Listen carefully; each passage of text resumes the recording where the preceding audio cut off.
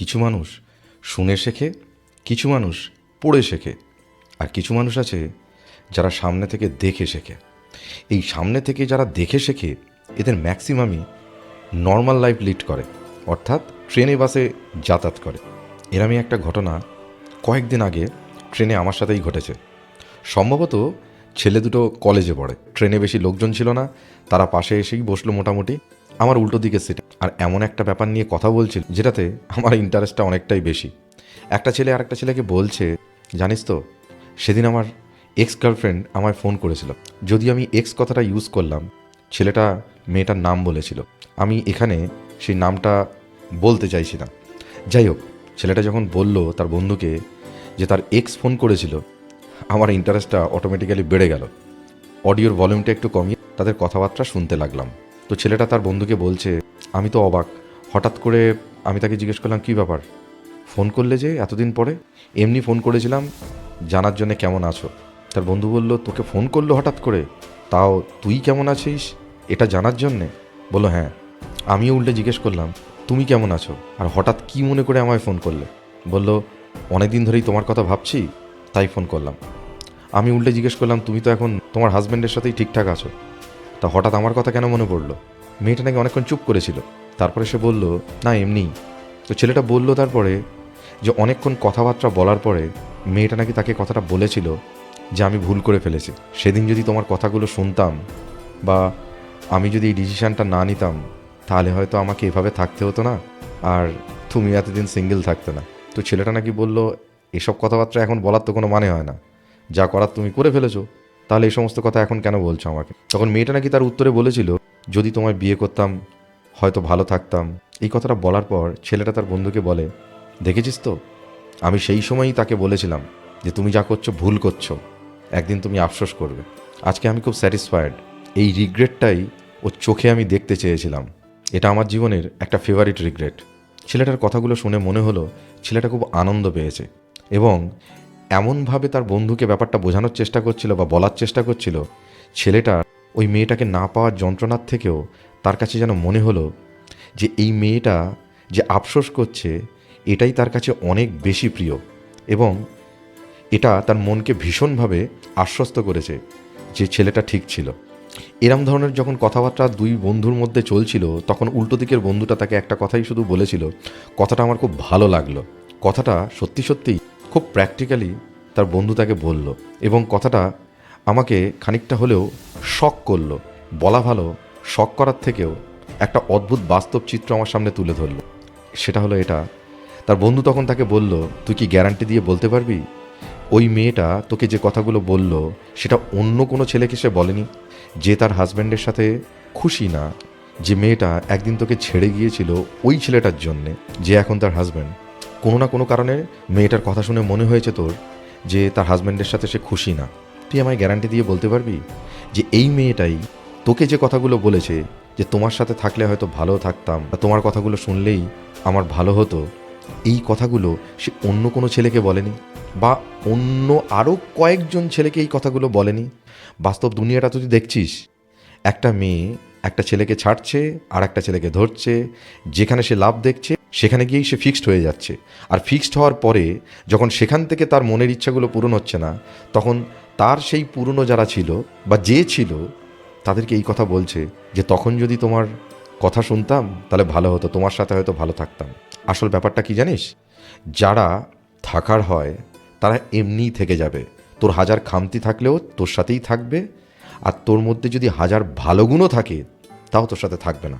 ব্যাপারটা এটাই, এরা একটা ছেড়ে আর একটা ধরে, এরা কোনো জায়গাতেই স্যাটিসফ্যাকশান পায় না। আর ওই যে মেয়েটা তোকে বললো আর তুই তাতেই নেচে যাচ্ছিস আর নিজে সেটাতে আনন্দ উপভোগ করছিস যে তুই ঠিক, সে মিথ্যা বলেছে কিনা বা এই কথাগুলো আরও 4-5টা ছেলেকে বলেছে কিনা গ্যারান্টি দিয়ে বলতে পারবি? ছেলেটা তখন বলছে, কেন, প্রেম তো আমার সাথেই করতো। তখন তার বন্ধু হেসে বলল, তুই কি করে বুঝলি যে তুই একাই ছিলিস, আর কেউ ছিল না? হয়তো তোর সাথে প্রেম করতো, অন্য কারোর সাথে সে কথা বলতো না, অন্য কারোর প্রতি তার কোনো দুর্বলতা ছিল না। যে তোকে ছেড়ে গেছে তাকে ভুলে যা, সে এখন কি বললো না বললো এগুলো মাথায় নিস না। আর এই যে তুই ভাবছিস না, তোর কাছে মনে হচ্ছে তুই কারোর ফেভারিট রিগ্রেট হয়ে গিয়েছিস, এটা ভুল। তার কারণ 100 জনের মধ্যে 99 জন এমনটাই হয়। হ্যাঁ, তুই বলতেই পারিস, কেন ওই মেয়েটা 1%-এর মধ্যে পড়ে না? 1% কেন, হয়তো কোনো পার্সেন্টের মধ্যেই পড়ে না, সে এখন 3rd%। তো ওসব বাদ দিয়ে নিজে যেটা সামনে চিন্তা করছিস, যেটা তোর সামনে আছে বা যে তোর সঙ্গে আছে, তার কথাই ভাব। তো এই কথাগুলো শোনার পরে আমার ব্যাপারটা খুব ইন্টারেস্টিং লাগলো। বাস্তব দুনিয়াটা এভাবেই চলছে। কিভাবে চলছে বলুন তো? আমরা ভাবি কেউ যখন সামনে থেকে এসে বলে যে এটা আমার জীবনের আফসোস যে তোমায় আমি চুজ করলাম না বা তোমার সাথে থাকলাম না, এটা ম্যাক্সিমামটাই মিথ্যে কথা। তার কারণ আপনি গ্যারান্টি দিয়ে বলতে পারবেন না এই কথাগুলো সে আরও কয়েকজন ছেলে বা মেয়েকে সে বলেনি কথাটা। আমি ছেলে বা মেয়ে এখানে আলাদা করছি না, এটা একজন ছেলেও হতে পারে, এটা একজন মেয়েও হতে পারে। এবং সে যে এই কথাগুলো আরও ওরকম তার পছন্দের কোনো মানুষকে সে কথাগুলো বলেনি, এই গ্যারান্টি আপনি দিতে পারবেন না। আর এইভাবেই চলছে। আর কিছু মানুষ এই কথাগুলোকে সত্যি বলে ধরে নিয়ে নিজের মনে মনেই আনন্দ পাচ্ছে যে না, আমি কারোর ফেভারিট রিগ্রেটে পরিণত হয়েছি। আগে না, যে ভালোবাসবে সে তাকে পাওয়ার জন্যেই সব কিছু করবে। সে যেমনটা থাকবে, যেমনভাবে থাকবে, সে যেমনটাই হোক তার সাথেই থাকবে। সে অপশান খুঁজবে না। যে মানুষটা আর একজনকে রেখে অন্য আর একজনকে নিজের লাইফ পার্টনার চুজ করবে, সে কখনো অনুতপ্ত হয় না। যদি সেটা বলে সেটা মিথ্যা বলছে। তার কারণ অনুতাপ তাদের মধ্যেই থাকে যারা 100% চেষ্টা করে ব্যর্থ হওয়ার পরে তারা অনুতাপ করে। সে হয় আপনার সাথে থাকবে, আর নইলে সারা জীবনের জন্য আপনার থেকে দূরে চলে যাবে। আপনাকে ফোন করে বলবে না বা আপনার সাথে দেখা করে বলবে না যে যদি তোমায় আমি নিজের লাইফ পার্টনার বানাতাম বা যদি তুমি আমার কাছে থাকতে। বর্তমান দুনিয়ায় মানুষ কোনো কিছুতেই স্যাটিসফ্যাকশন পায় না। আপনি তাকে তার পছন্দ মতো জিনিস দিয়েও দেখবেন, কিছুদিন পরে তার মনে হবে এটা তো কম হয়ে গিয়েছে, এর থেকেও বেটার কিছু আমি পেতাম। ম্যাক্সিমাম মানুষ নিজের যোগ্যতাটা বিচার করে না। আমি যোগ্যতা মানে এডুকেশনাল কোয়ালিফিকেশনের কথা বলছি না। যোগ্যতা মানে মানুষের সাথে মেশার কথা বলছি, আপনার ব্যবহারের কথা বলছি। আপনি বর্তমান লাইফে আপনি যেমন মানুষটার সাথে বিহেভ করছেন বা যেভাবে আপনি আপনার লাইফস্টাইল লিড করছেন, সেখানে আর 5টা মানুষের সাথে আপনার ইন্টারাকশন কেমন, আপনার ব্যবহার কেমন, এটা আপনি বিচার করেন না। বলা ভালো আমরা কেউই করি না। আর যদিও কিছু মানুষ করে, তাদেরকে আমরা ইগনোর করি। কারণ ম্যাক্সিমাম দুনিয়াটাই চলছে চটকের ওপরে। কে কত সুন্দর ড্রেস করছে, কাকে বেশি সুন্দর দেখাচ্ছে, কে বেশি টাকা ইনকাম করে নিজেকে শো অফ করছে, আমরা এই জিনিসগুলোর ওপরেই বেশি কনসেন্ট্রেট করছি। ওই জন্য ব্যাপারটা এরকমই। সামনের মানুষটাকে দেখে বা সামনের মানুষটা কি বলছে এটা ভেবে, সে যেই হোক, সে আপনার এক্স হোক বা আপনার বন্ধু হোক বা অন্য কোনো পরিচিত ব্যক্তি, যে আপনাকে হয়তো পছন্দ করতো বা আপনাকে হয়তো মনে মনে চাইতো, কিন্তু সে বেটার অপশান পেয়ে আপনার কথা ভুলে গিয়ে অন্য কাউকে চুজ করে নিয়েছে, এরকম ধরনের কোনো মানুষ যদি কোনো দিন আপনাকে বলে যদি তোমার সাথে থাকতে পারতাম বা তুমি যদি আমার লাইফ পার্টনার হতে তাহলে জীবনটা অন্যরকম হতো, আপনি গ্যারান্টি দিয়ে বলতে পারবেন না যে এই কথাটা সে অন্য আরও 5 জনকে বলেনি। বরঞ্চ আপনি এটাই চিন্তা করতে পারেন 100-এ 90% সে অন্য আর 5টা মানুষকে ওই কথাগুলো বলেছে। তার কারণ যে নিজে চুজ করেছিল তার নিজের লাইফ পার্টনার, তার দায়িত্ব ছিল তার সাথে ভালো থাকার বা তাকে নিয়ে সুখে থাকার। সে সুখে থাকতে পারছে না। হতেই পারে যে তার সাথে কোনো সমস্যা হচ্ছে, বাট তার মানে এটা না আমি আবার তার সাথে রিলেশনে থেকেই আমি আমার সেই পুরনো পরিচিত বা পুরনো ভালো লাগার মানুষটাকে গিয়ে বলবো তোমার সাথে থাকলে বেটার থাকতে পারতাম। আর আপনি এই আনন্দে নাচবেন যে আমি কারুর ফেভারিট রিগ্রেট হতে পেরেছি। এই ভুল ধারণার বাইরে বেরোন। ম্যাক্সিমাম ক্ষেত্রে এটা ফাঁদ। আপনি তার সাথে থাকতেও যাননি আর সেও আপনার সাথে থাকতে আসেনি। আপনি গ্যারান্টি দিয়ে বলতে পারবেন না যে মানুষটা অ্যাকচুয়ালি কেমন, বা আপনি নিজেও জানেন না যদি এই মানুষটার সাথে থাকতে যেতেন আপনার কোন কোন বৈশিষ্ট্যগুলো বা আপনার কোন কোন চাওয়া পাওয়াগুলো তার সাথে ক্ল্যাশ করতো। হয়তো আপনি তার সাথে দুদিনও থাকতে পারতেন না।